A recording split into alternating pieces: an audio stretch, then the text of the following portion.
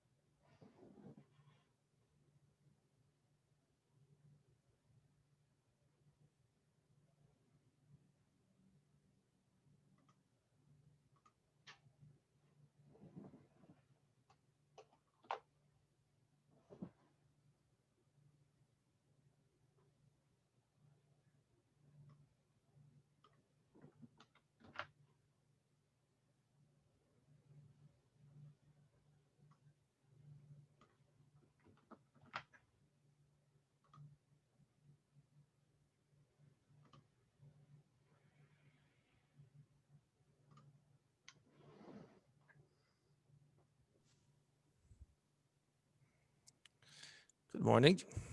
How are you? Hello, Saul. Hey, Saul. Well, He didn't hear me before. He was on before and he didn't hear me. just give me. I'm just pulling up something so I don't see who's coming on. If you could just keep on admitting people. Sure. So just gonna get the page ready.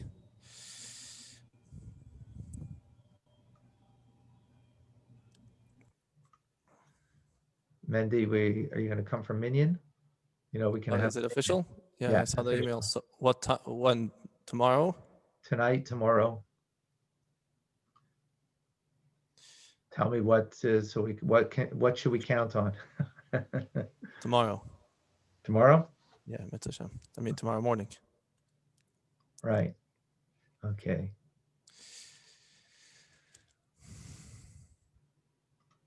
Alrighty. Ready to go. Saul has his headphones. Can you hear us? You have to be able to unmute. Can Saul unmute, Rabbi Fine? Yes, I can hear you. Katie can hear us too. Hello, Katie. Katie's with us. All right. Can you hear me now? Now I hear you, Saul. There you go. Oh, okay. How are you, Rabbi? Baruch Hashem, Saul. Good to see you. How are you? Nice to fine. Everything's well? You're fine or Rabbi Fine? Which one? I should say. You know what? The family. He's connected to the family from many sides. Yes. Rabbi, as long as I can say Modeh in the morning when I wake up, I'm okay. Oh, you're a smart man. Hey, as long as I can do that, I'm okay. You're a smart man. Hey, Richard. Okay. Morning. Good morning, Leah. Good morning, Sarah Malka and Larry. Good morning, Richard. Beautiful. Okay, I'm going to mute myself and let Rabbi Mendy do his wonders. I'll see you at 12:45, God willing. Did you co-host me? Oh, that's a good thing to do. Yes. or maybe if someone else wants to be the admin. So you can make more than one co-host, I think. All right. Okay, fantastic. Let's begin. It's 12 o'clock. So now we could say good afternoon. Good afternoon. So to all those that I said good morning to already, good afternoon. It's still morning here, but in where are you, Katie? Texas. Texas. Well, how far back 11. are you? It's 11. Oh, okay. So it's still morning. All right. It's absolutely interesting halachically. I don't want to get into this so much, but halachically, there's like two stages of mourning. So I guess anyway, so Or morning is generally referred to as like, we're still excited, awake, alert. Afternoon is like afternoon. So we should always be wishing each other good morning. That's for sure. Actually, Katie, I wanted to point out something you asked yesterday, and with this, we'll jump into the Chumash. You asked where to put your coins. So I have an address for you. No, I'm just kidding. But what I wanted to tell you is something that I mentioned here last week, is that a good idea, which I do in my house personally, is I have a cup, a bowl of coins, which I then from every day I put into my charity box. And then when my coins are finished from the bowl, right? So what I'm going to do is I'm going to empty my charity box, recycle the coins, and whatever amount of coins were in the charity box, I just send on an e-transfer to a charity fund. So Oh. just an easy Yeah. way. I was confused because like I'm used to going to like a temple where you make offering like flowers or you give like a money offering or a food offering. So I was like, well, what do I do with this jar? So change is kind of extinct nowadays. So a lot of people do, charity online. So you could just transfer. The money itself is not holy. That was in temple times, like the real temple times. But the money itself is not holy. You can use it for pocket change as long as the equivalent, and always it's good to add a little bit, is given to a charity, which you could do online. So just a little bit of a convenient tip. But with that in mind, or that being said, let's jump right in, because today is very long, and we're going to try to do it. So let's jump into it. And yesterday, it was great fun. All your questions and comments and jumping in, and I appreciated that. So let's keep that coming. And I want to welcome Davida and Karen and Celia and Robert and Yaakov Yehuda and everyone else that was with us before. I'm still trying to find the page to share with you. For some reason it disappeared. Okay, let's go back here. Daily Chumash and share screen. Here we go. Okay. So what I'll do is, again, I'm gonna quickly, I'm just gonna mute everybody, but you have the ability to unmute yourself. So that way it's clear for everybody. Allow participants to unmute themselves. So you're able to unmute yourself at any time, and please do. Chapter 12, verse 29, we are at the climax. This is where it all happens. This is where it all comes down, goes down, comes down, goes down. All right, here goes. Chapter 29, verse 29, Vayehi. And it was. Until now was the talk. Until now was the warning. Until now was all the preparation. But here on is the action. Vayehi b'chatzi halayla, and it was at midnight. Vahashem, and God. And Rashi right away points out something we talked about earlier this week, that when it says and God, so it's referring to God and his courts, which tells us many things. Number one, it tells us that God comes with this entourage of angels. Here it's destructive angels. And we talked about that yesterday, how they brought a danger in the streets, and that's why the Jews had to stay inside behind their bloody doorposts. Which someone pointed out yesterday, and I want to thank her. I don't think she came on yet. That the blood actually was a mixture of the blood of the Paschal Lamb and the blood of circumcision, which we'll talk about later. So how about that for your pre-lunch? Okay, so V'Hashem hika kol bechor. What God does is he's striking down every firstborn be'eretz Mitzrayim, in the land of Egypt. Mebechor Paroi, from the firstborn of Paroi. Hayoishev al Kisei, who is on his throne, ad bechor hashvi, until going all the way down the line till the firstborn of the slave, the captive, asher b'veis habar, which was in the pits, literally in dungeon, the chol b'char behema, and every firstborn animal. And what's going on in this verse is a lot of like details that we can pick at, and Rashi points out, and I'm going to try to stick to more Rashi today so that we can cover more ground. Is number one is when it says God smote all the firstborns. That is a very general term before it gets into details of which firstborn, and that's telling us even if there was a firstborn from a different nationality that wasn't Egyptian, but they were in Egypt at the time, they were struck as well. Again, all with the purpose so that no one should think that it's my God versus your God that's kind of taking revenge or meting out punishment. Says Rashi that the fact that over here it says from the firstborn of Pharaoh who sits on his throne. It's like It's like Pharaoh who sits on his throne. Like, who else sits on the throne? It's almost like, what's going on here if you are getting very nitty-gritty in the verbiage? And the answer is that the one sitting on his throne is not actually Pharaoh. The one sitting on his throne is referring to the one who potentially will sit on his throne, which is Pharaoh's child. Pharaoh had a firstborn son. He was killed at this time. But Bechor Paro, the words right before that, are actually referring to Pharaoh himself. Pharaoh himself was a firstborn. Okay, he lucked out. Maybe that's why he was king, because he was a firstborn to his dad, who was the king before him. And that's the way kings go. However, Pharaoh himself wasn't killed in this plague, although the commentaries do point out, learning out from the verses, that he did get sick, and he was very sick. So he was kind of smitten. What's the right word for it? He was kind of smitten with the plague, but everyone else died instantly. He was smitten but didn't die, and the reason was so that he should be able to see the wonders that would take place to the Jewish people at the Sea of Reeds, at the splitting of the sea. And according to many commentaries and medrash, Pharaoh himself actually survives the splitting of the sea and goes on to become the king of Nineveh, which is the story of Jonah and the fish, which is a story in itself, but kind of fascinating. Now, why is it, and we talked about this earlier, why is it that the firstborn of the captives, they themselves are also smitten?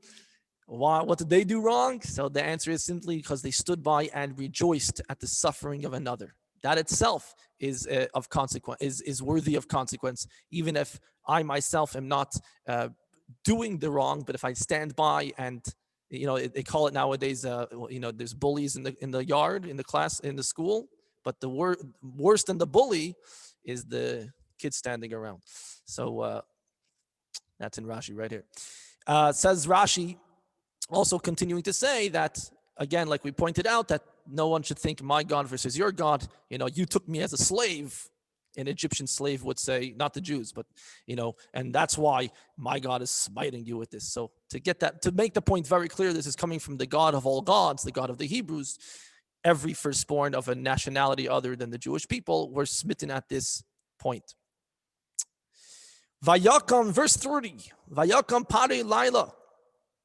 Pare wakes up in the early morning. Pare wakes up and it's still night. Rashi points out actually that he wakes up from where? From his bed. He went to sleep that night. And this is happening at midnight. So apparently he went to sleep before midnight. So he's in bed. And he's in pajamas according to the traditional Jewish song. And what happens is he wakes up, and the pasuk verse points out that he wakes up when at night. And this is interesting. Rashi points out right away that night is not the usual time for kings to wake up. In halachic, in the Mishnah even, we're going down the line to halacha, it talks about that the time to say Shema in the morning, there's an actual halachic time that we're supposed to say the Shema prayer in the morning by, and that's within the first 3 halachic hours of the day. Okay, now, what does it mean, halachic hours? That's not for now, but if you look on a schedule in a shul, they'll have like the timings for when you can pray till, when you can say the Shema till, and when's midday, and it's not exactly the same as you'll find on a regular calendar, and there's reason for that, but not for now. So there's 3 halachic hours given to say the Shema, and the reason is because by these 3 halachic hours, that's when, by the end of that, that's when kings wake up. So it's still considered morning, it's still considered like, as the Torah says, when should you say the Shema? As you arise, when you get up. Well, when do you get up? Don't all say it loud. When did you get up? Did you get up 5 minutes ago? Did you get up at 6 o'clock?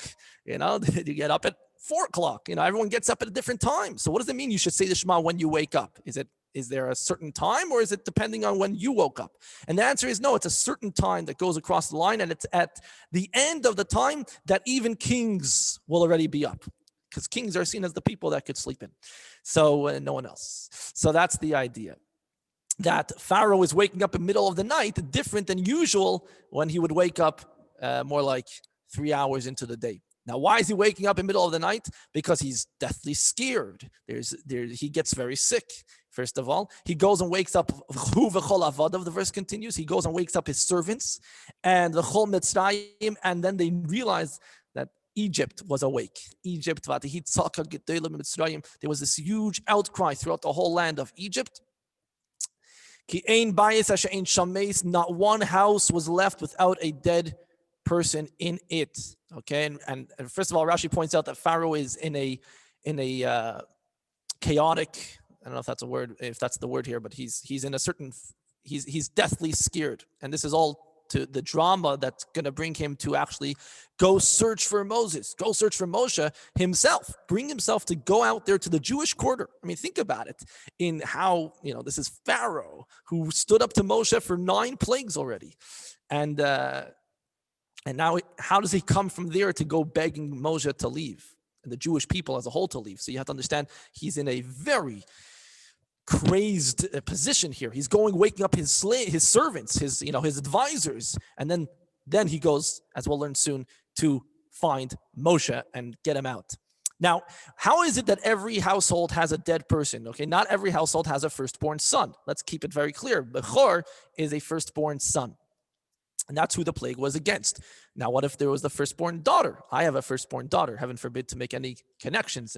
But what's the, I don't have a firstborn son in my house. So the idea is that, as we discussed earlier this week, the plague of the firstborn was against either the firstborn son, or if there was no firstborn son, the Gadol Shababayis, whoever was considered the eldest in the house. That was they got the tag of being firstborn that night, and they died.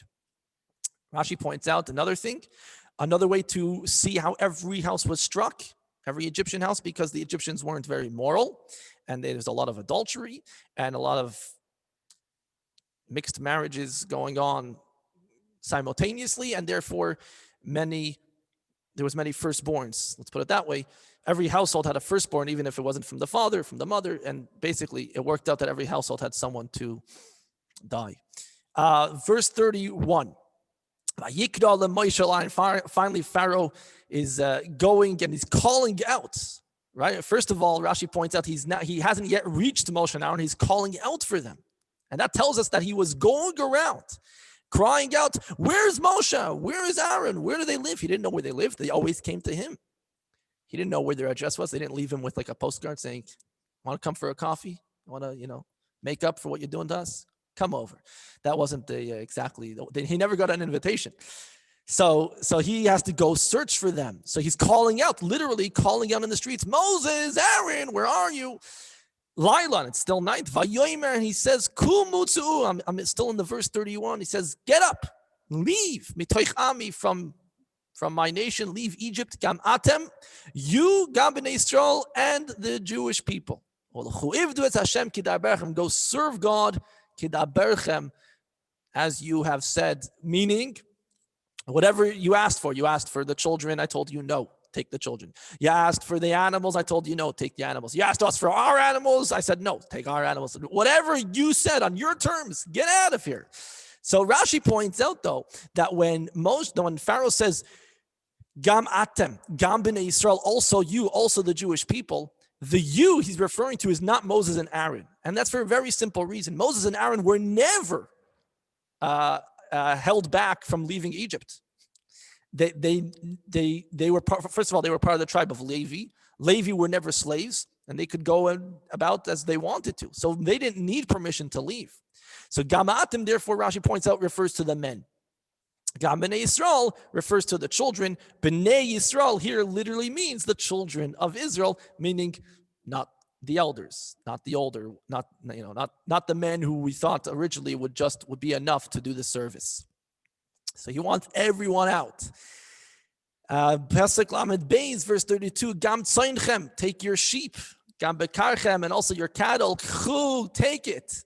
And I want to point out to Leah, and again, our class is dedicated to Baruch Shimon ben Leah, to be safe. And Leah, you asked yesterday a very interesting question about how did they have money.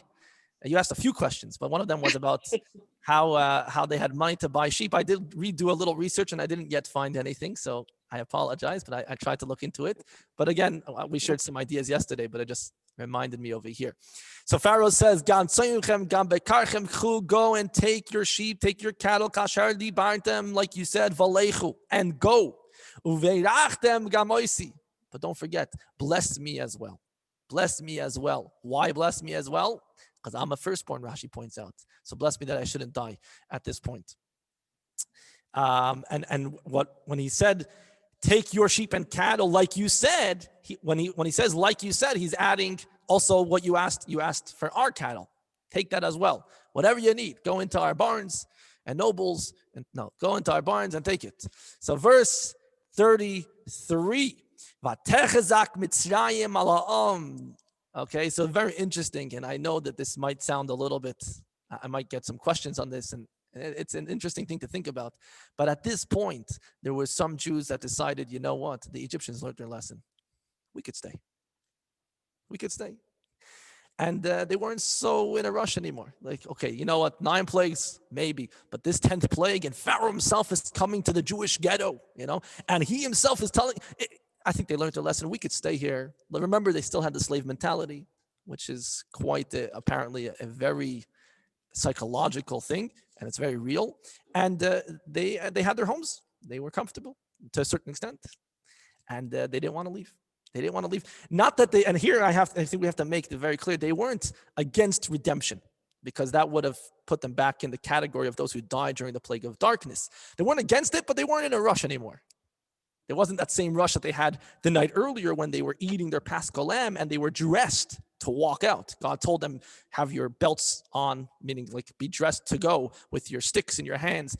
So at this point, many Jews are not in a rush anymore. So therefore, verse 33 points out, the Egyptians now had to get on their hands and feet and get them out. They had to push them out. I still don't understand that. I don't understand that. I don't. They saw all these wonderful plagues. They saw people dying. They know God exists now if they didn't before. Why wouldn't they want to rush out? Get out of there if they have a chance. Why wouldn't they? Slave mentality I got. But now he said now they're comfortable. Like, why would they be comfortable? They saw such horrors. Why would they be comfortable? Yeah, no, good point. And I can't understand them either. But I think that I could respect that that if I was in their shoes, I could see a little bit where they're coming from. Comfortable doesn't mean that they had comfortable couches, and comfortable doesn't. But let's remember, the plagues didn't. At least the last 7 plagues didn't hit them. They were in, there's this concept of kind of they're at home. They have a home. They're here. This is where their families are. This is where they were born. This is where their parents were born. They're entrenched in this society. So yes, God wants us out, but there was no rush. I'm not saying, there's no like demand to like flee at the moment. Okay, we'll go in a week. Let's, we'll collect our things, this and that. But there had to be at this point, the Egyptians pushing them out. That's the push at this moment is Vatechazak Mitzrayim. And I, personally, I see it in my own life, taking it on a very personal level. We are witness to so many, not in the 9 plagues, but we're witness to God's hand time and time again in our own personal lives. And yet at the same time, when we're actually, when I know there's something I got to do that God wants me to do. And again, it's not at the same scale. I'm not having God speaking to me or plagues coming out against the people around me, but I could take it in my own, trying to get out of my own Egypt, my own limitations. And I know God needs me to do something, and yet I'm comfortable. I'm not ready to jump and change my whole life and do something out of my comfort zone. Hello, but I'm sorry to interject, but we're not slaves. They were slaves. They had to work like dogs, like slaves every day. How could they not want to get out of that situation? We're not slaves. You can get up when you want, God willing. You can go to sleep when you want. You can do what you want. You can work or not. You don't get whipped and broken as a slave. So there's no comparison between us and them, right? Yeah, I could only think of like maybe a domestic violence victim, to where like, how could they not want to leave? Yeah, well, good point. The unknown, at least your abuser, but then That's the option of maybe something else. That's a good comparison, Katie. Really good. I like Very that good. one. Katie, you saved the day. All righty. Thank you. Yeah. Okay. Well, I think that answers that. But it was only some, not everybody. But okay. So I guess there's. Mendy, Yes. I was in another class and someone was talking about this, and he used a great example, which I thought he says, tomorrow the Mashiach comes and everybody says, let's all go to Israel. Do you think every Jew in the world will go to Israel? Good. Very good. Yeah. Every Jew, they're not going to leave their homes and everything to go to Israel. Okay? Yeah. That was the example he used, and I thought it was pretty good. Yeah, I hear that very loud and clear. That's a good way of putting it too.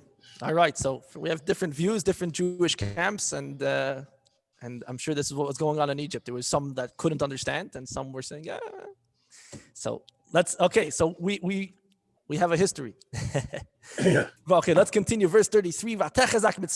So the Egyptians, whoever the Jew is, whatever opinion they had on this, the Egyptians wouldn't let them be. And unfortunately, we see actually throughout our history that it's usually, as Jews have so many different divisions and labels, and then it's usually our non-Jewish neighbors which remind us that in the end of the day we're Jewish, no matter what, and it's a truth. The Egyptians, they push out the nation, they're pushing them to get out very quickly. And for a very good reason, the Egyptians were afraid that they're all going to die. Now let's remember, the plague was only against the firstborns, and that was what it said in the newspaper. Remember, they already had it in the newspaper for the past week or half a week that the firstborns are going to die. But over here, they're noticing that's not just the firstborn. Every house, there's a few people dying. Now, they didn't realize, they didn't yet go through the records to find out that in truth, all of the people dying were actually firstborns from someone. So to them, in the moment, they just saw lots of people dying. So they said, this plague is going beyond what we thought it was. So out before we all die. Verse 34, so the nation lifts up their dough, tadem yechmatz, before it becomes leavened. And this is the famous matzah creation, which actually interesting to note. Matzah, they actually were commanded to eat matzah, and I hope this doesn't confuse anybody. This was a confusing point to me at one point, but they actually were commanded and did eat matzah the night before. So the concept of matzah, flattened leavened bread, we already had and ate in Egypt the night before they left when they had their Paschal lamb. We learned they had the Paschal lamb with matzah and bitter herbs. They had their first Seder the night before. This is the next morning. The concept of their dough not rising and becoming matzah, and from there we have matzah every year, is not completely true. There was the dough that didn't rise, but it was already a second batch of matzah. It wasn't the first one, and we eat matzah more connected to the first night's matzah, although we include Andy? both. Yes. Are we on the 15th of Nisan now? Right now we're in the 15th of Nisan, yes. Okay. Yes, absolutely. This is Pesach in action.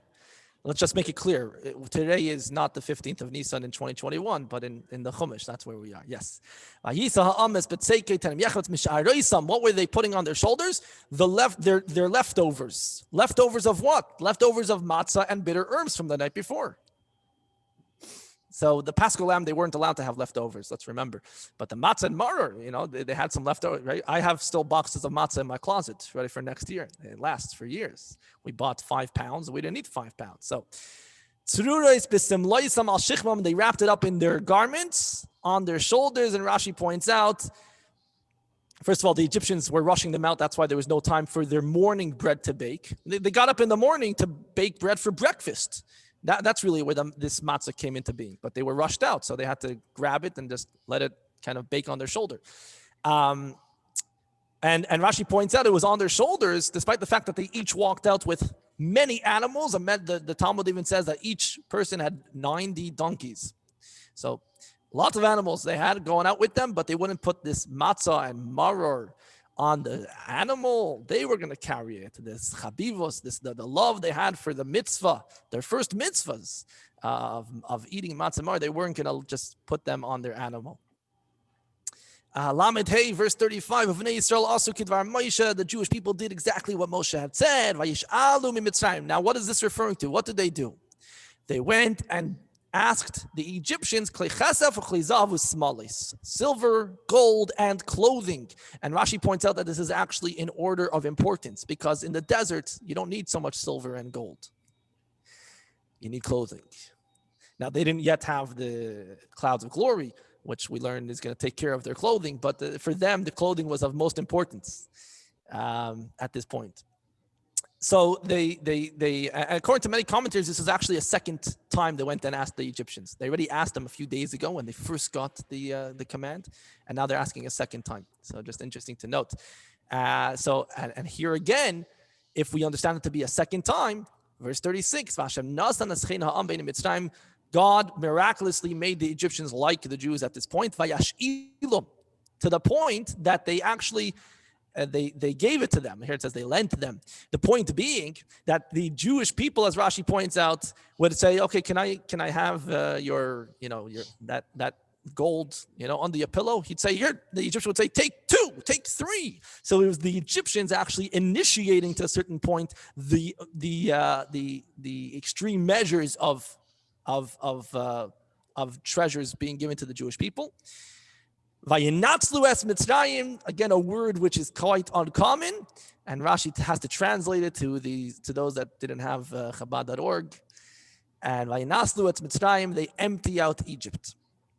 The Baal HaTurim points out that these 3 words are actually the same gematria, the same numerical value as they emptied it like a nest empty of fish. That's something that's brought up in different places, but it's actually the same gematria. Interesting. Actually, a net empty of wheat, to be true, to tell you the truth. Okay. Interesting to note also, Baal HaTurim pointed out earlier that Pharaoh used the words kumu tzu'u, get up and leave, when he was talking to Moses a few psukim earlier. And he says that the only other place in Tanakh, remember pointed out that he has this like encyclopedic mind going through the all 24 books, and he says the only time you see those 2 words together in another book in the Tanakh is when Lot was told by the angels to leave Sodom before it's destroyed. And he learns from this that the Jews were accompanied by angels, just like Lot was accompanied by angels out of Sodom. So interesting fact. So here we start the miracles happening to the Jewish people. The Jewish people miraculously, first of all, end up in Ramses. Now, the Jewish people were centered in Goshen, but were all over the place. Not necessarily were they in Goshen at this point, or even in Goshen, there was many cities or whatever it is. They all miraculously end up in Ramses. And from there, miraculously, they head over to Sukkos. I'm going to show you on a little map over here.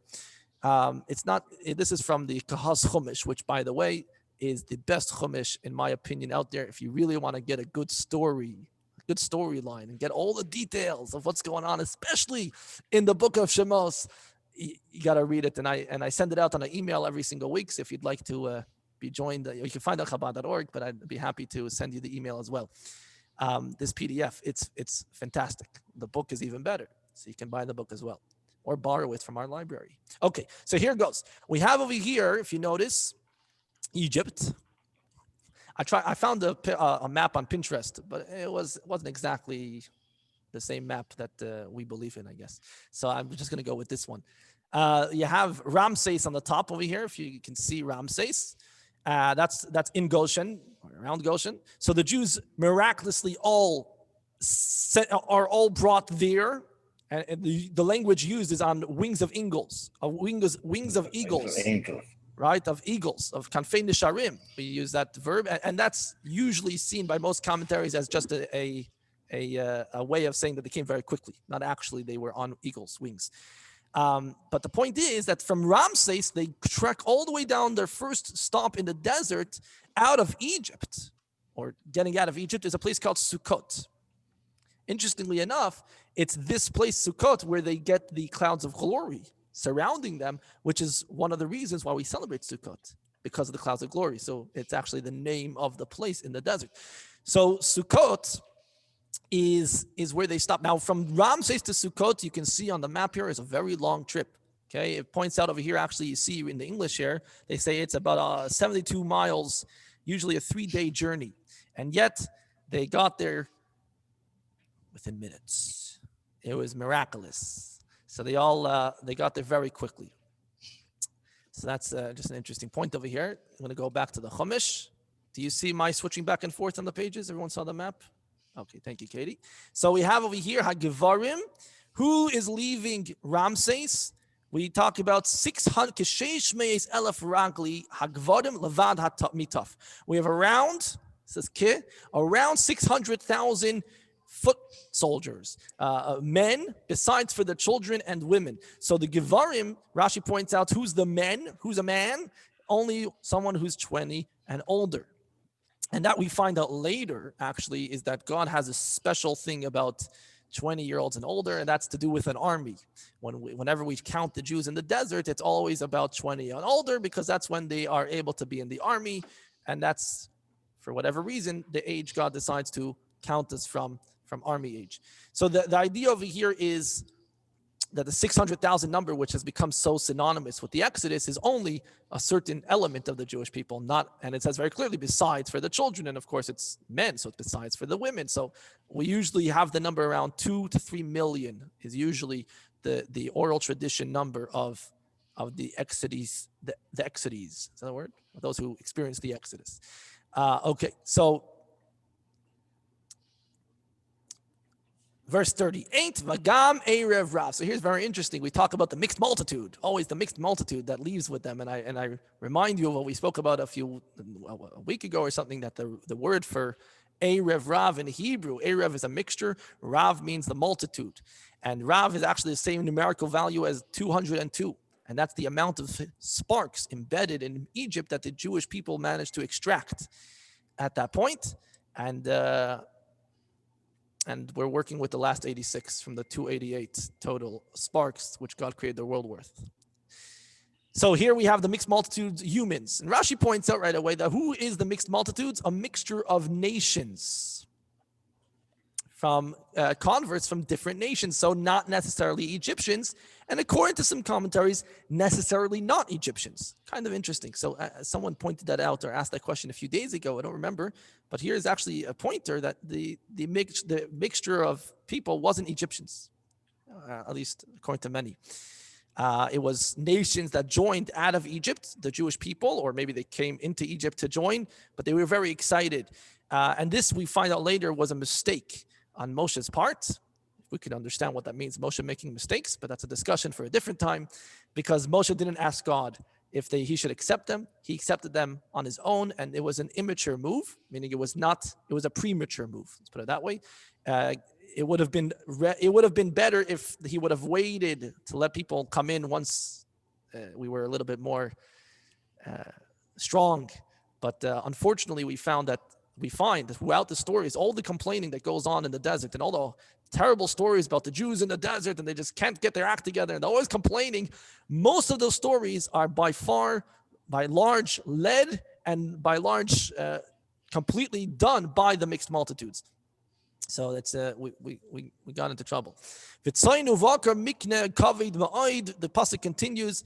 There was sheep and cattle, a tremendous amount of animals that came out with them as well. Verse 39, they bake the dough. Remember, this is the dough which they were ready to bake for their morning breakfast. Halachically, by the way, parenthetically, it's important to have bread in the morning. It talks about in halacha as pas shachris, morning bread.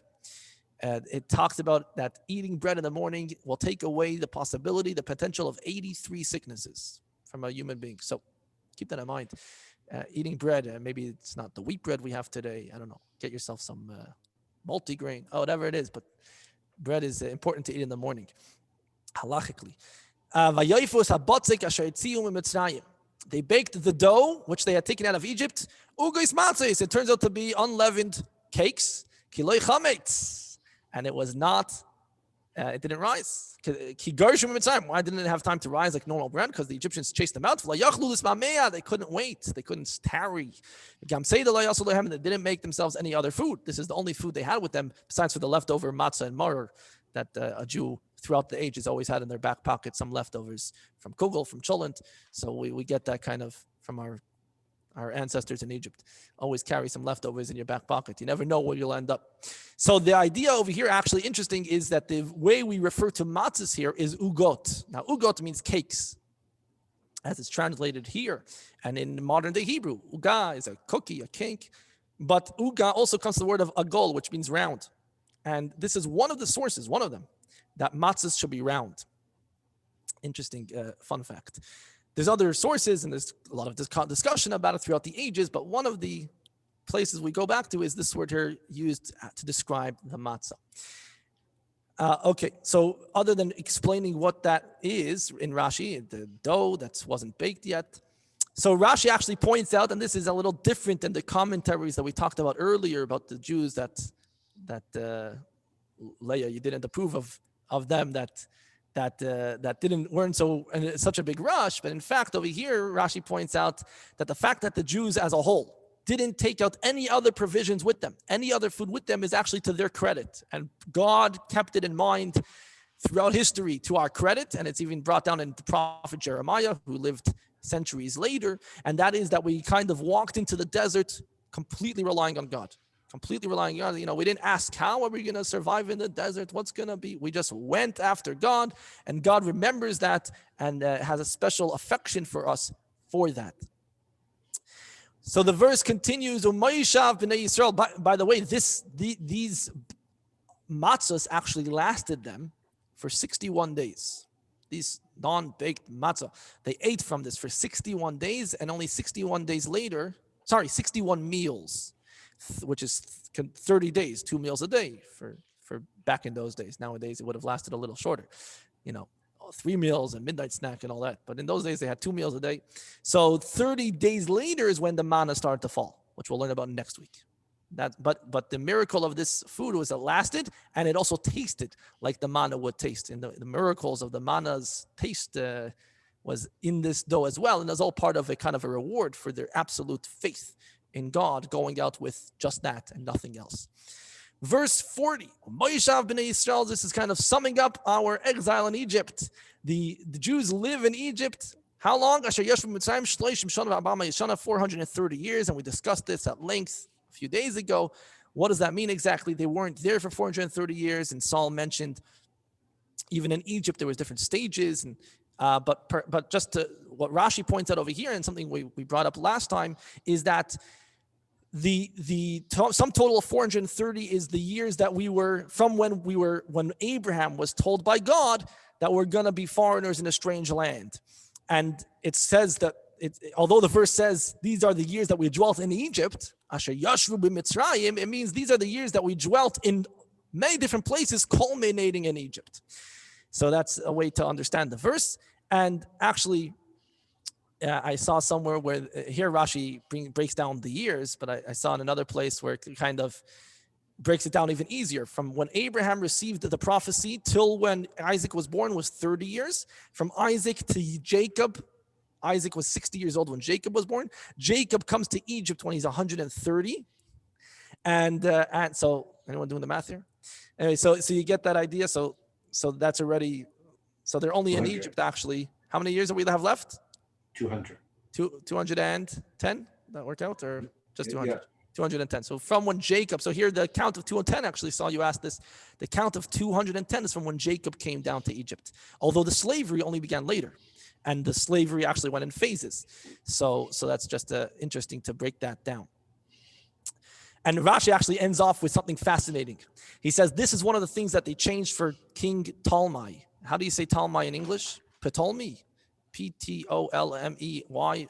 Very famous Talmudic story. I don't know how history understands the story, but in the days of the Talmudists, there was an Egyptian king that lived right nearby, right? Egypt is not that far off from Israel, from Babylon, and he invited 72 elders to come. This is a story recorded in the tractate Megillah of the Talmud, in the beginning, at page 9, I think, that 72 elders were invited to the Egyptian king, each one without knowing why. He didn't tell them why, but they were on friendly terms, so it wasn't a danger. Each one was placed in their own room, and only once they were in their own room, in their own house, they were told, okay, now translate the Torah into Greek. That was the language at that time. And each one was translated the Torah into Greek, and each one changed a few things in the translation so as to keep things simple for those who would read it in Greek, because things get lost in translation, even if it's by a sage. And one of the things, and everybody by miracle changed the same things. I mean, his point was he wants to get 72 elders in separate rooms, not knowing what's going on, so they don't have chance to convene and to meet and decide what they're going to change or what they're going to do. But each one miraculously did the same things. One of the things they changed was the amount of years over here. And sorry, not the amount of years. They took out the word Egypt. The fact that it says over here the word B'Mitzrayim, they took out that word, if I remember correctly. So it made the verse sound a little bit better to those that would be ready to scoff at the Torah. Interesting history fact. Another thing they changed, by the way, is in the beginning of the Torah, it says, in the beginning God created. But if you read it in the Hebrew, it says, Bereshit bara Elokim. So you could understand that literally translated as the God named Bereshis created God, right? Who created God? It's a big question. Well, Bereshis, Mr. Bereshis. So they changed that and said Elokim bara Bereshis. They changed it around. God created in the beginning the heavens and the earth. So another interesting fun fact. Actually, it wasn't so fun. The Talmud says that day was a very dark day in Jewish history. Okay, verse 41. So it's to the end of the 430 years. It was in that day. I'm here for those that are studying with Rabbi Fine about how we are called the army of God. We have it here spelled out to you in this verse. I believe it's the first time so clearly said, the legions of God leave Egypt. On that very day, and Rashi points out, we had some Jews we talked about earlier that were in such a rush.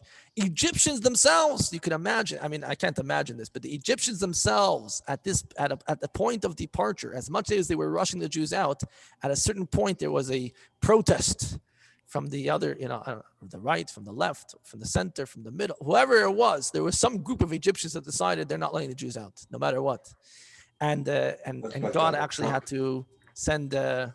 And this is why it says, and that very day they left. This is a point of saying it was a miracle, despite the fact that the Egyptians put up a wall against the Jews.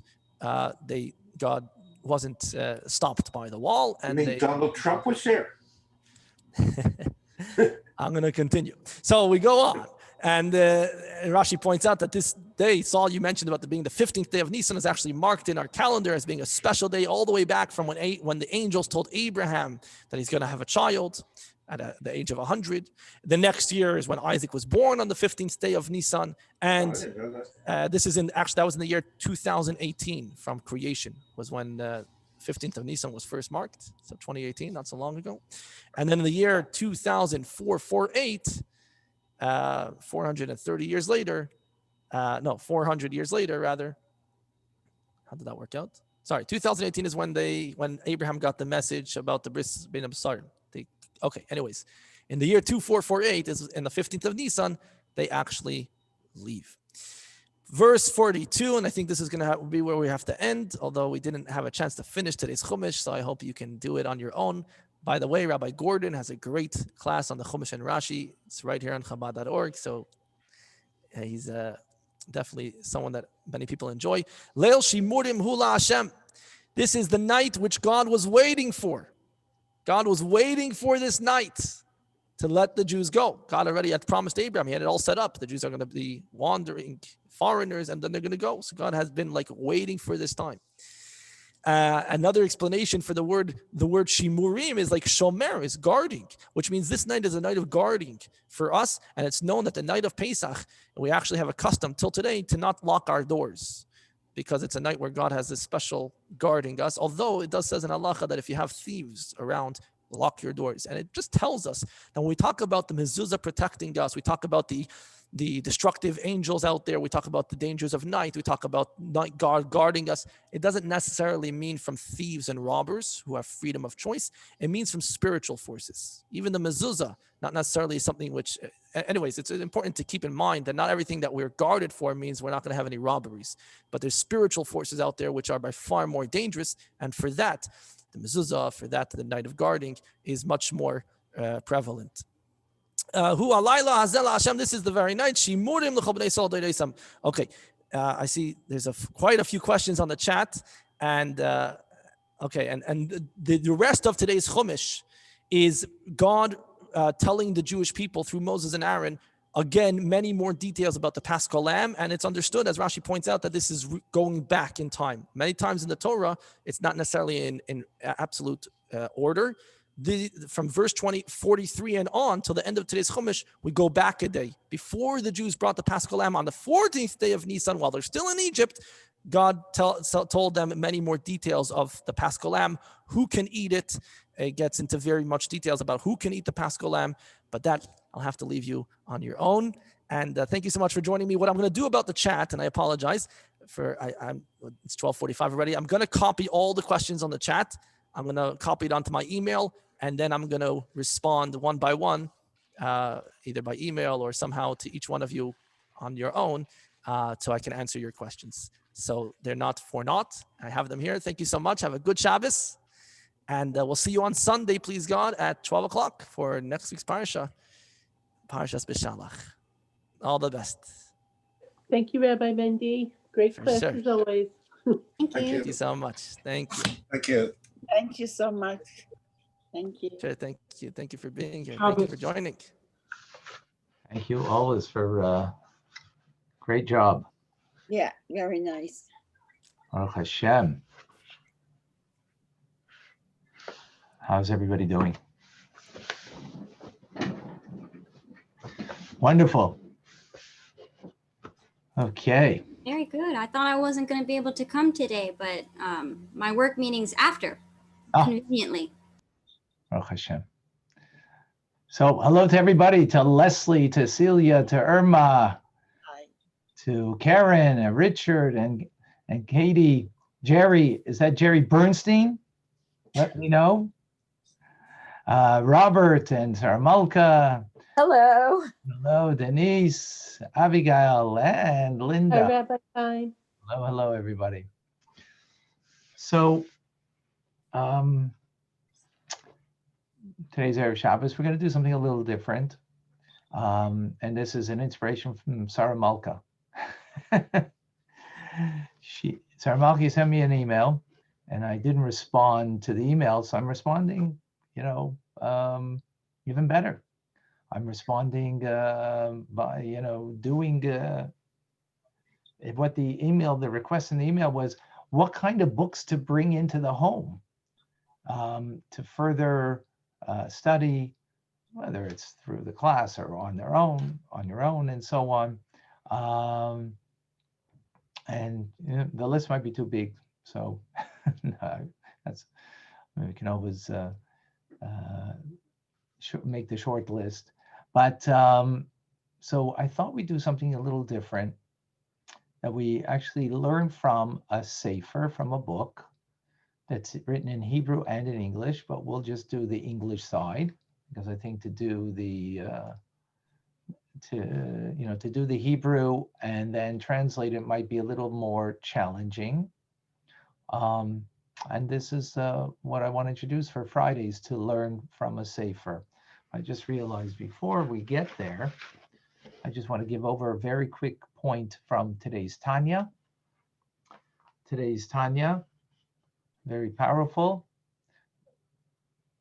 Oh, very good. Excellent. Oh, he's filling up his home, Richard. Great. So today's Tanya in brief is, there is no dualism before God. There's only but God. When I was in, just parenthetically, I'm raised in Toronto. Back in the day, there was grade 13. So in grade 13, I did an essay on Dante's Inferno. Right? Dante's Inferno, I think that was written maybe in the 4th century or something like that. And it was like, it's really Avodah Zarah. And I still have the image of the Godhead versus the Satan, and the power between the two. That's dualism. Trinity is even more than that, but whatever. In any case, so there's no dualism. Everything comes only from God. The question is, how does it come from God? Does it come from, well, let's take it from a human condition. In the human condition, there is things that you give to people because you really love them and you want to give to them. And then there's times you give to people, not because you want to, but because you're forced to, because of a business proposition or some other external factor that's forcing you. So there's an internal will that you really, as an end in itself, a mother gives food to the child because loves the child. The food becomes the embodiment of love. And then there's, you give a gift to the enemy in business or whatever that you don't really want to, you don't look them in the eye, and you give it behind the back, so to speak. So this is with God. With God, there is giving vitality. his face, which face in Hebrew is panim. Panim comes from pneumius, inwardness. It's from the inwardness of God. When does he do that? Right now. God's giving us life. How's he doing it? Because we're doing something, doing a mitzvah, we're studying. So the life we're getting right now is from the inwardness of God. But then there is, if you speak ill about another person, then there is if you, you use your hand inappropriately, or you get vitality then too. Where's that vitality coming from? It's called Elokim Acherim, other gods. Other means otherness, means in Hebrew is acher, means backside. You're getting from the backside of God, meaning it's not what really God wants. It's only a means to an end. It is klipa. It is negative force. It is not the loving life force that God is giving as an end in itself, but it is a life force of God. You're breathing. You're able to do the negative thing that you engaged in doing, but it's coming from klipa. It's coming from a hiddenness of God, and the means to the end ultimately is that it should bring us to do tshuva ultimately.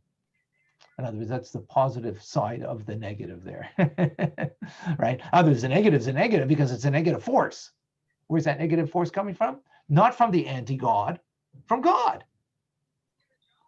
A contraction of the light that is so contracted, so reduced, that all there is a sense of self, no sense of the source where it's coming from. That's in brief today's Tanya. Okay? A review for several of you, and for some of you, it's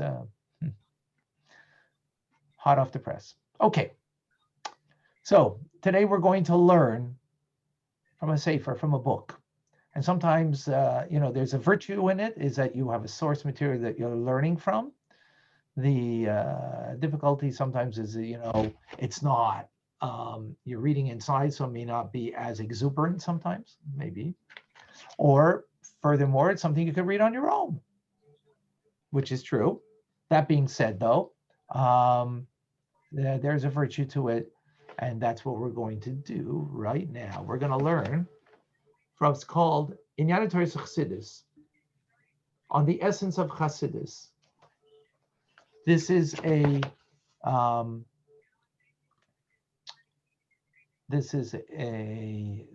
second. Who wrote it? It's from the Rebbe. Do you see it in front of you or not? You don't. Yes, You see there? yes. Yes. Actually, I just realized, 1 second. I want to bring it over.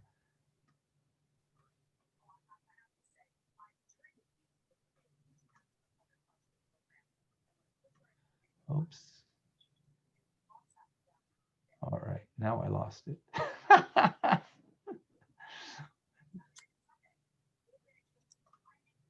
Give me 1 second, folks. Where did it go? No. Oh. Okay.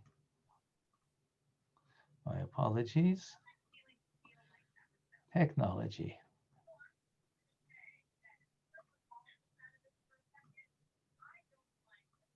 Do you see it now? Yes. Perfect. Perfecto. Okay.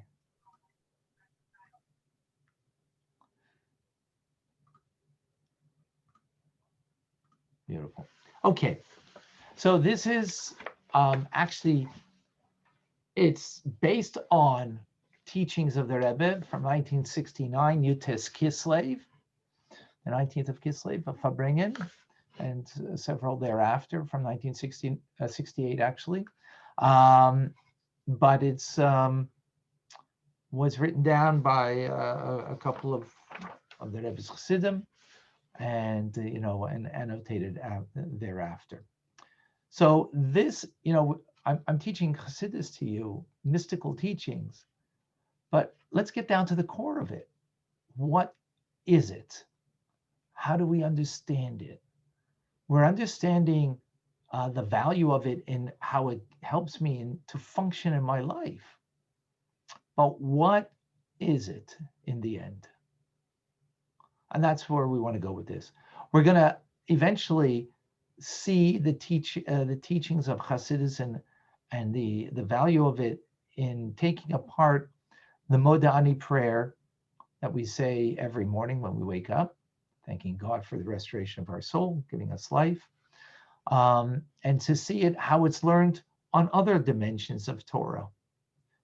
The simple meaning, Pshat, the hinted meaning, the Remez, the homiletic meaning, the Drush, and the secrets, Kabbalistic meaning of Sod. And then we'll understand what Hasidus gives and what it adds to it in an essential way.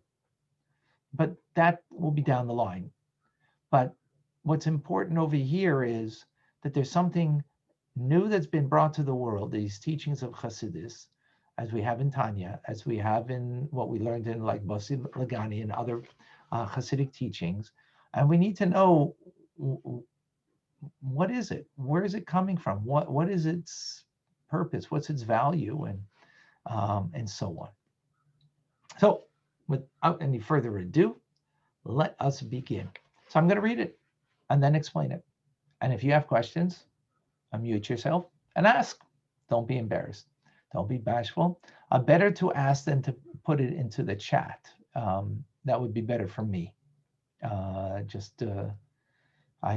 sometimes don't end up seeing the chat, and then it'll accumulate, and and especially if there's something that you need understanding of what's being taught in the moment, and if I don't see that question, then you're not going to learn, and that's not good, because we're here to learn. We're here to learn, here to grow. Okay, on the essence of Hasidus, the creative contributions of Hasidus. Many explanations have heretofore been given concerning the nature of Hasidus and the creative contribution which distinguishes it from those parts of the Torah that had been previously revealed. Now, interesting, previously revealed. All of Jewish teachings at some point were revealed. Mount Sinai was a revelation of God. Then it was only the first 2 commandments that the people got. Then later on, 40 days later, Moshe came back with the 10 commandments. With all 10, they only got 2 originally. Came back with 10. More revelation. When he goes up to the mountain, he gets more teachings. And then finally he gets the Torah, after 40 years in the desert of everything, with written word, that's revealed. Some of the oral traditions were revealed then, and some were only revealed later. So there's not like everything, certain things of Torah are carved in stone, and other things in Torah are revealed with time.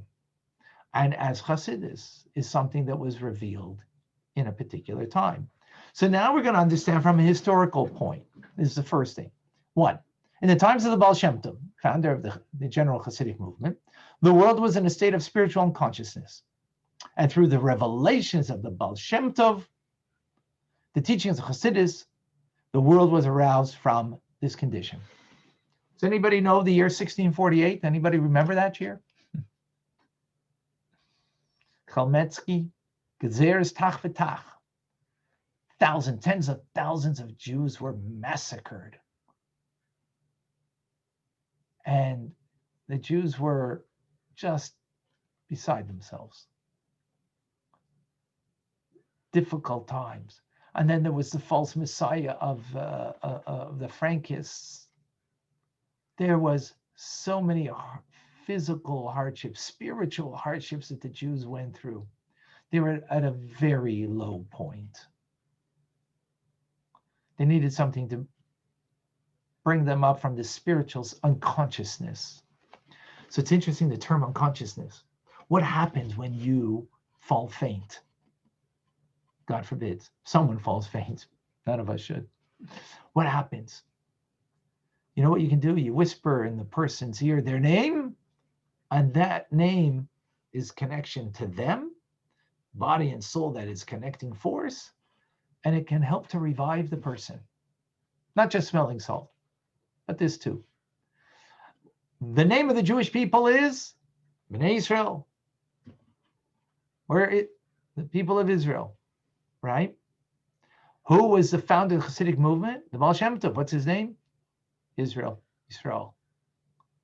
In a sense, he is that whisper of the voice of the Jewish people. He is that general soul that was able to wake up from the unconsciousness, the spiritual daze that the people were in, and to give them back life.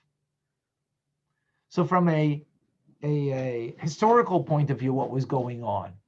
From a spiritual point of view, at that time, if you were a ignorant Jew, if you were a scholar, you were lauded. You were a Talmud Chacham who knew the Talmud, and if you knew it well, oh, you were special.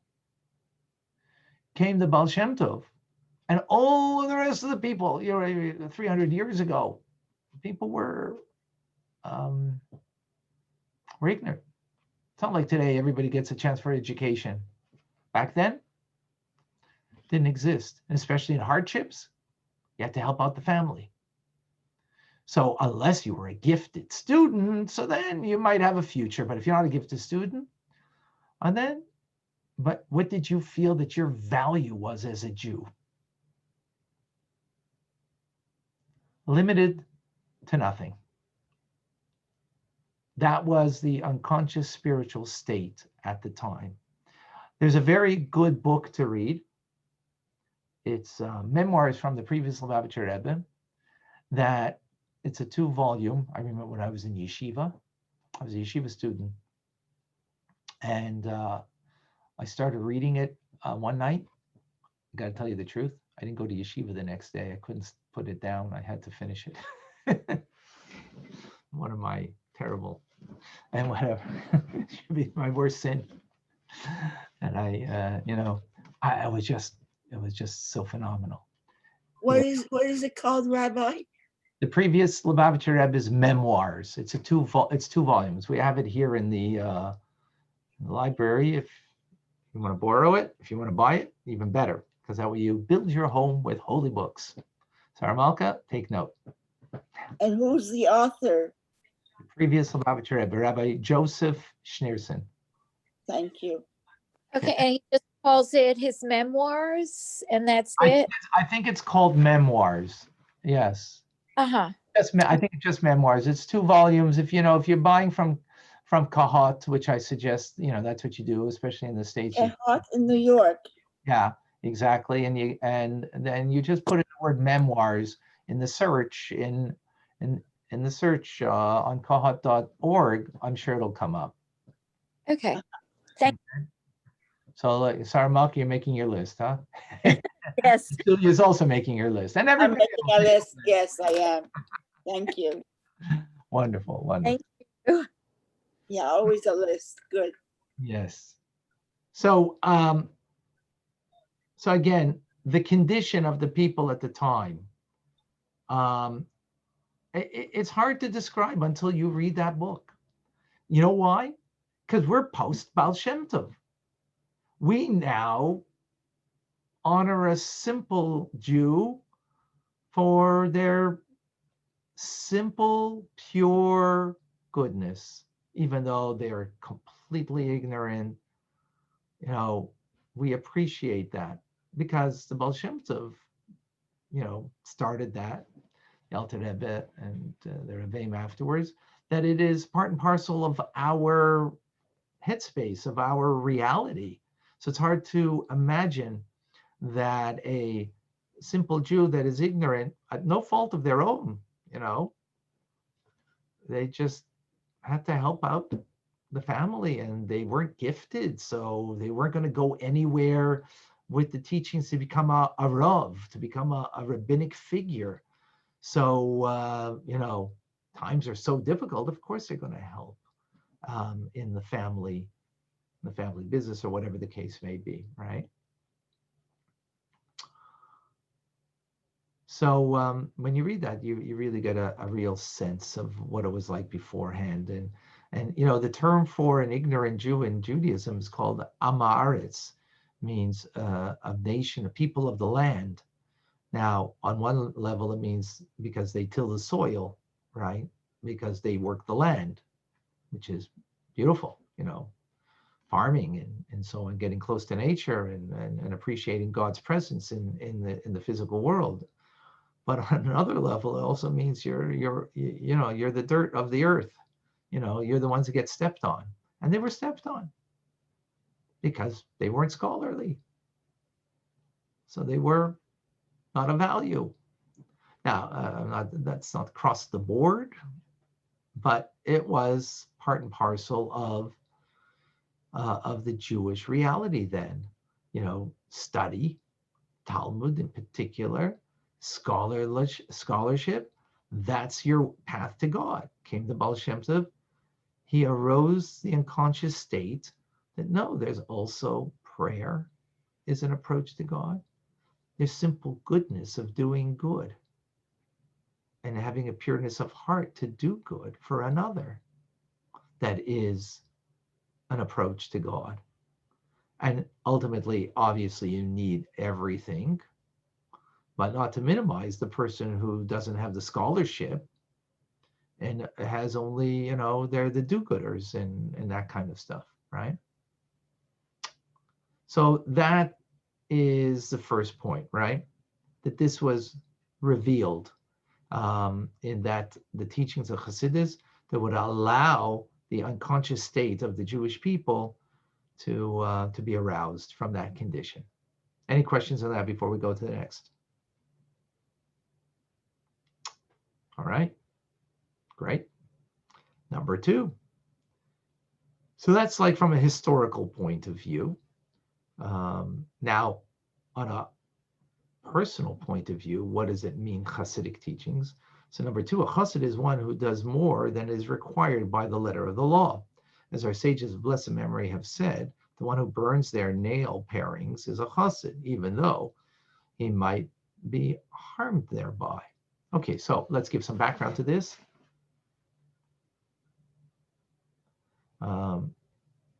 Let's give some background to this. The background to this is, I'm sure some of you are familiar, perhaps some not, and that is God is the God of life. And God wants to give life, and only life. He wants to give life from where? As we learned in the Tanya. Where does he want to give life from? Panim, face, pnimius, from his inwardness, from the inward vitality of God to us. That's what he wants to give life. However, the human condition is such that there are things that God creates that are not that way, independent of doing bad. Just the nature of the world is klipa, right? You don't have the presence of God in an obvious manner in the world because its vitality is klipa. When you're doing good, you choose to do good, to do a godly act. So you're getting from pnimius, from the inwardness of God. But the natural state of the world isn't that way. It's from klipa. So we, who are an embodiment of the world, we also have panim, face, inwardness, the backside too. Wonder where my back hurts. Got to deal with my backside. I'm sure that's a message somehow, some way. So we are an embodiment of the entire universe. So where is the greatest form of life? The brain. From there to the heart. Where is the least form of life? In me as a person. My fingernails. Hair too, because you cut it, doesn't hurt. fingernails doesn't hurt when you cut it. It's a piece of you you're cutting, but it doesn't hurt. Why? Because that's the least form of life. And fingernails in particular, hair has some beauty to it. Fingernails is more of a sign of negativity, even though it's there to protect, of course, obviously. And that's what Klipa does. Klipa, the shell, protects what's on the inside, right? But it represents in me a negative force of Klipa. Is that clear? Make sense? Any questions on that?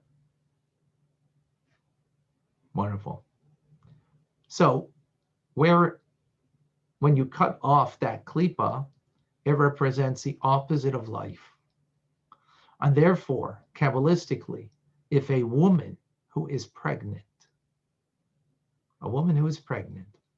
who is the embodiment of life more than anybody, because she's not just her own life, but she's carrying another life. She's caring and caring for another life. Wow, you ever got that nuance?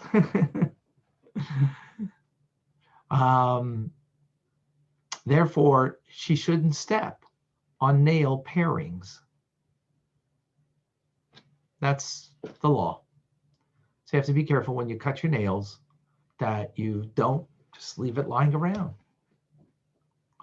The Talmud tells us, and this is in the Talmud, Talmud tells us is someone who is inconsiderate and just cuts their nails, and wherever the nail parings fly, they fly, is considered a rasha, an evil person. Why? Because you don't care. Maybe a pregnant woman's going to walk by over here and step on it, and it's not a good omen.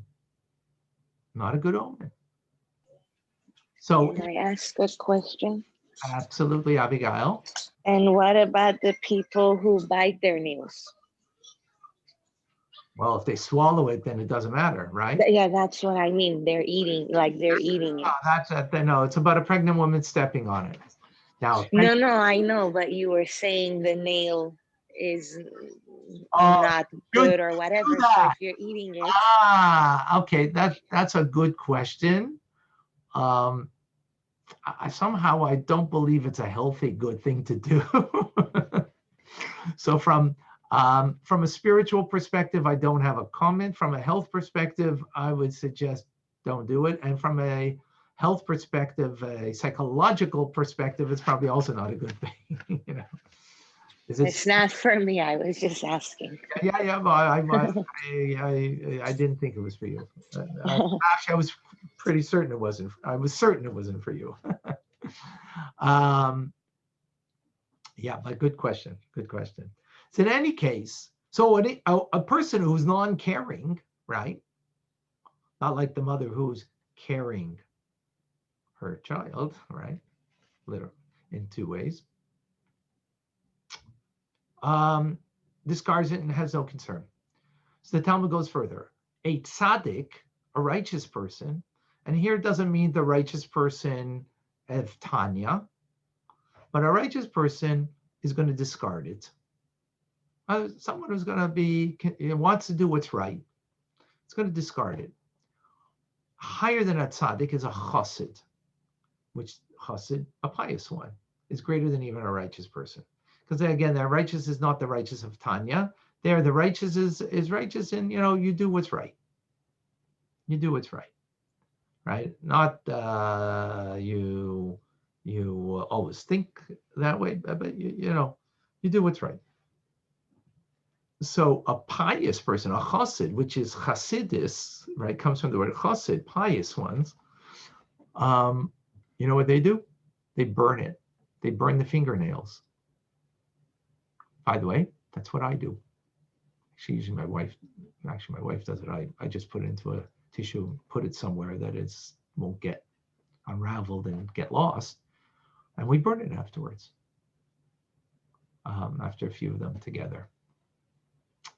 So that's the law. Here the Rebbe is bringing this notion and saying that a chassid is someone who take something that's of them, their nail pairings, and figuratively, not literally, but figuratively speaking, what are you doing?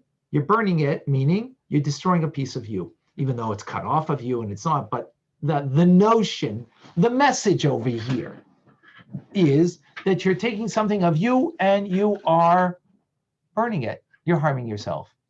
So what's a chassid? Will do a favor to another, even though they may have harm from it.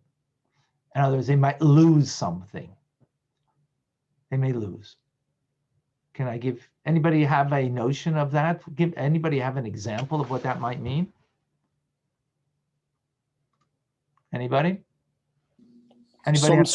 Some sort of hesed or a favor that sometimes, I don't know, we're not maybe in the position to do it, but if we do it, we're going to be chassid, no? Okay, excellent, good. Very good, David, thank you. Anybody else have an example? Give me an example of where, what would this mean that would, in a sense, we're harming ourselves, right?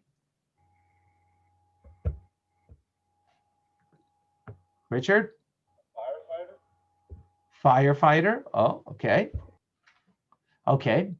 They might be doing it, it's their job. So, you know, out of obligation, but that's an example. Okay, putting them in harm's way. Okay, very good, excellent. Anybody else? Sorry, Malka, you have to unmute yourself, sorry. Yeah. So it kind of reminds me of sacrificing our lives for Hashem, but in this case, if it can merely be buried, then why would somebody want to cause harm to himself? See, I don't understand if burying is the solution and that does not cause harm. Is it talking about physical harm or some other kind? Oh, no, you know, it means you're going to be, you might be diminished in some way. So like, you know, let's like, in other words, like a firefighter might not be the greatest example because once you sort of obligated. In other words, you're in a position you're not obligated and you go beyond the letter of the law, right? Firefighter is doing the letter of the law. Now, maybe the firefighter in a certain circumstance goes into a place that maybe the letter of the law they shouldn't have gone in and they save somebody. And in that example, that might be the one that Richard was probably meant to use. Maybe in that sense it would be. But actually then it becomes even questionable if you're allowed to. Are you allowed to endanger yourself in such a manner that you're going to save somebody else? That becomes a question. And that's your question, Sarah Malka. How, you know, why put yourself in harm's way? So I'll give you an example, or unless someone wants to make another stab at it. Anybody? I have an idea. I don't know if it's an example, but I was just thinking, when I was in college, I was hanging out with a Chabad group, and I remember we were walking somewhere, and something about the guy wanting to come back to blow the shofar for someone. So like he was like, "Oh, let me go home and get my shofar," because he heard that this guy was Jewish. So I guess making the extra effort, he was going to go all the way home, get the shofar, and then come back to blow it for this guy, which he didn't have to do that. Oh, way to go. Way to go. So that's a great example. Now, But by the letter of the law, are you obliged to run and go walk half a mile back to your home and then go maybe 3/4 of a mile to the guy's home to go blow the shofar for them? By the letter of the law, are you obliged to do that? No, but that's not harming anybody. Well, no. Okay. I mean, the walk is good exercise and all that stuff. I mean, it's not a harmful thing. That's where. Okay, so let's take it a step further. You're very good, Sarah Malka. Very good, and thanks for the challenge. By the way, this is good. I like to be challenged. You know, sometimes I actually feel you guys are too soft with me, and you're not challenging me enough. Now, I don't know if it's because you're afraid to challenge me, or you might not know enough to challenge me. But challenge me. I like that. So thank you. It's the first, Rabbi. What? It's the first option. I'm afraid. So let's take it a step further than this notion. The notion of a shliach, of the Rebbe, who leaves the cocoon of Crown Heights. And back in the day when I was there, actually, just to share.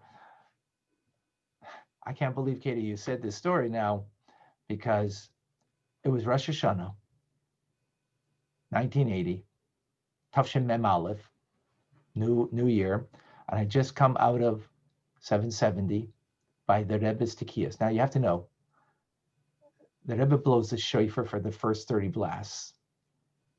It's hard to describe. A book can't tell you. Words can't describe what it means to see the Rebbe there blowing the shofar.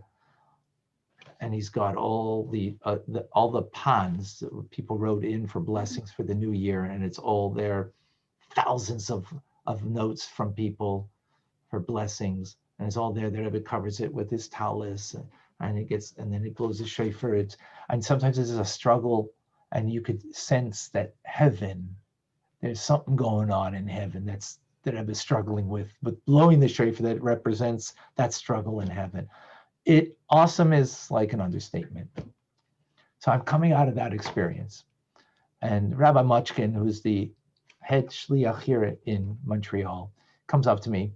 I knew of him. I knew actually of his father. His father's a great, he's passed away since, great chassid from Russia, And he comes up to me and says, you know what, we're looking for a shliach to come to Montreal, to the Chabad house in Montreal. And I look at him and I laugh at him. I just came out of the Rebbe's Tekiyas. The Rebbe's blowing the shofar. He says, nah, don't talk to me. Well, he got the last laugh because here I am in Montreal. We came, and it's not, we wanted to go on shlichus. We wanted to be emissaries of the Rebbe. Wasn't the question. At that moment, being in Rosh Hashanah, the sublime experience, the thought of coming to Montreal, it's like you're in the cocoon of cocoons. You are in a place of such spiritual warmth, and now you're going to come to at least a freezing cold place called Montreal, right? That's giving up something. That's truly giving up. In the first years, the Rebbe had to struggle to get people to go out on shlichus, because first of all, it's not like, we're more Americanized today than back in the 50s, right? Think of the Russian Jews that came out of Russia. America, they're not Americanized, right? So they're not, they're different. So they're going to stay in their cocoon, and to go out, they're about to fight. They're about to fight, not a physical fight, obviously, a spiritual fight. And he had to talk and talk and talk about going out and conquering the world and bringing goodness and kindness to the world. And we take it for granted now. There's, 5,000 Chabad houses around the world. Oh, thank you. 1950 wasn't that way. Wasn't that? It was a battle. So why? Because to be in the cocoon, to be by the Rebbe, it's hard to, now since Gimel Tammuz, so that's putting yourself in a place of, you're gonna go, okay, Montreal, there's all good things here, right? There's yeshivas, there's kosher, there's community. But how about if you went to Alaska? How about if you went to Asia to be a shliach of the Rebbe? That's a different story, right? You're putting yourself in a place of harm. You're not in the cocoon, in a place of harm. There's a lot of forces out there. You're not living in your own community. My daughter lives nope.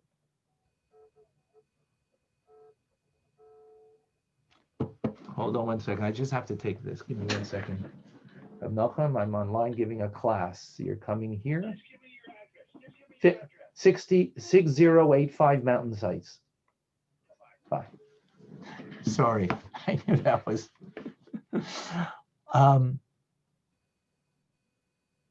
She lives in Northern California, in wine country. What's it called? Napa Valley. Napa Valley. Thank you. A senior moment. Napa Valley. Her kids don't have any other religious kids to play with. They don't have a real community. Okay, Montreal, we have a real community, you know. They don't have. That's self-sacrifice. That's giving up something. What are you doing it? For another Jew. To bring another Jew closer. That's a chassid. Rabbi, Example. There are many more examples like that of that, but that's an example. Yes, David. I wanted to say Moses, when he says to God, wipe me up if you're gonna wipe up these people. I don't want you to start a nation from me. Like, wipe me up. I don't want to be part of this if you're so angry with them. Right. So that's also beyond the letter of the law, right? Beyond the letter of the law means you're not obliged to do it, and you do it in a manner that it could bring harm to you. So being a shliach of the Rebbe, you know, okay, me in Montreal, you know, I wouldn't, you know, necessarily say that I'm the example of that. But friends of mine in, you know, in far off places, my daughter in Napa Valley, and again, putting it into context with the story that I just told you about me when on Rosh Hashanah, the Rabbi Mutchkin came in the end, look where I am. But the notion of like being in that in such a unbelievable place, and now like who wants to leave that? That sacrifice. Now the Rebbe trained us, and already by 1980, you know, it was much more in our blood than it was 30 years earlier. 30 years earlier, the Rebbe was a battle with the Chassidim. I'm being very frank and honest about it. I wasn't a part of that. I would, you know, I might have a senior moment, but I'm still not that senior. And that's a chassid.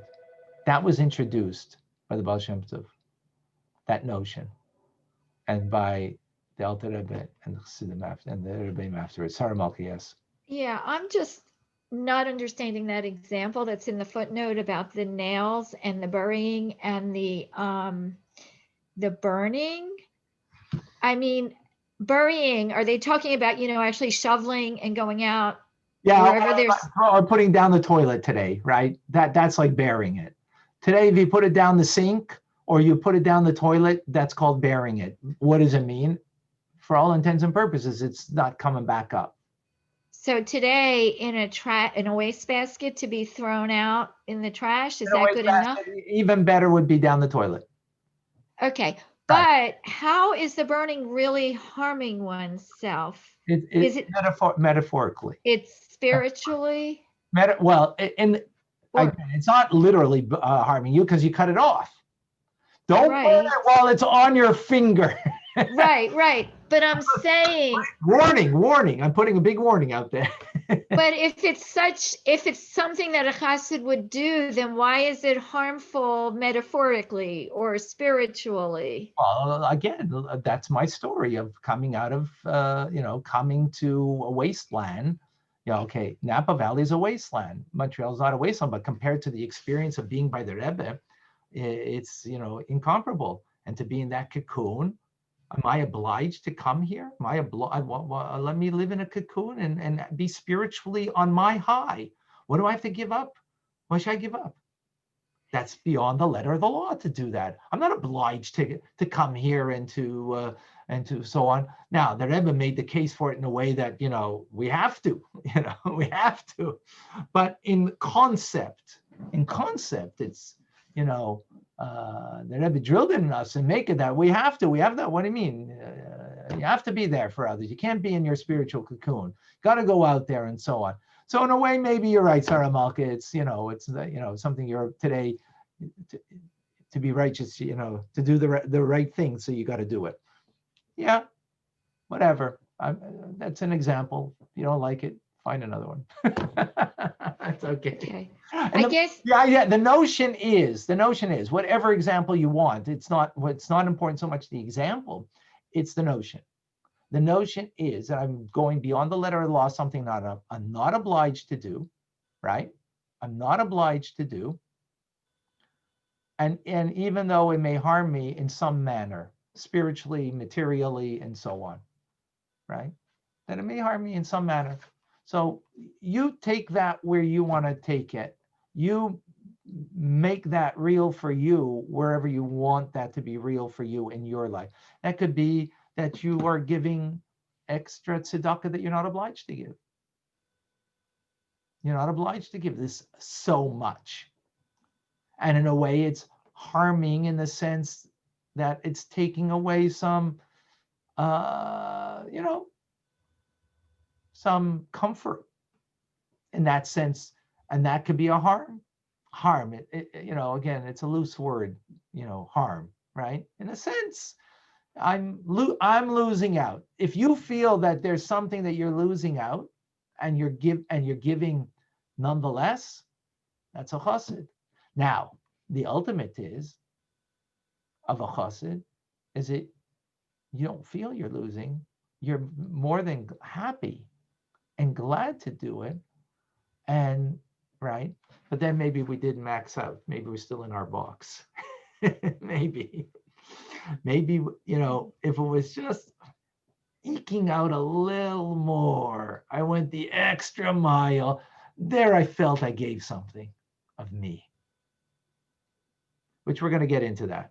That's actually going to be the fourth, I kind of went up beyond where I should go right now. The next explanation ties in with it. But we're going to stop here. Okay. Oh my gosh.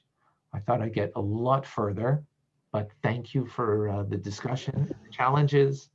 This is great. This is amazing. A reminder, it's Yud Shvat tonight. And Yud Shvat is about his kashrus, connection to the Rebbe. So when you light your Shabbos candles, ladies, think about that, your connection to the Rebbe. When you are, davening and farbringing, whatever, there's a lot of different customs. The Chabad custom is we light a candle because it's the yahrzeit of the previous Rebbe. So we light a candle. If you feel that connection, light a candle tonight before Shabbos. Most definitely learn something from the Rebbe's teachings tomorrow, because tomorrow is Yud Shvat.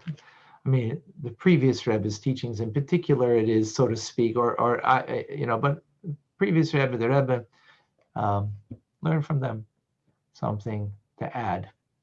And if you're capable of farbringen, make a farbringen. So we are blessed that the government now came out with a ruling that we're going to have a minyan.